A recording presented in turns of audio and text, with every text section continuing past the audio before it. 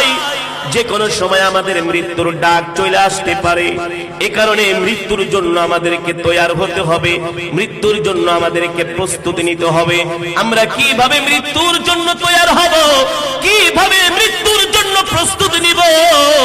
এমন একটা লম্বা পথ যেখানে আমরা কোনো রাস্তাঘাট চিনি না, যেখানে কোনোদিন আমরা কোনোদিন যাইও নাই, ওই শহর সম্বন্ধে আমাদের কোনো ধারণাও নাই, ওই জায়গা সম্বন্ধে আমাদের কোনো ধারণাও নাই। ওই কবর এমন এক ঘর যেখানে নাই কোনো বাতি, যেখানে নাই কোনো সাথী। এই কারণেই তো আল্লাহর নবীর সাহাবী আমিরুল মুমিনিন খলিফাতুল মুসলিমিন হযরত ওমর আযম ওমর ফারুক রাদিয়াল্লাহু তাআলা আনহু যখন রাস্তা দিয়ে হেঁটে যেতেন, কোন মানুষ যদি কবর খনন করত, হযরত ওমর ওই কবরের মধ্যে যায় শুয়ে পড়তেন আর আর্তনাদ করতেন, বিলাপ করে করে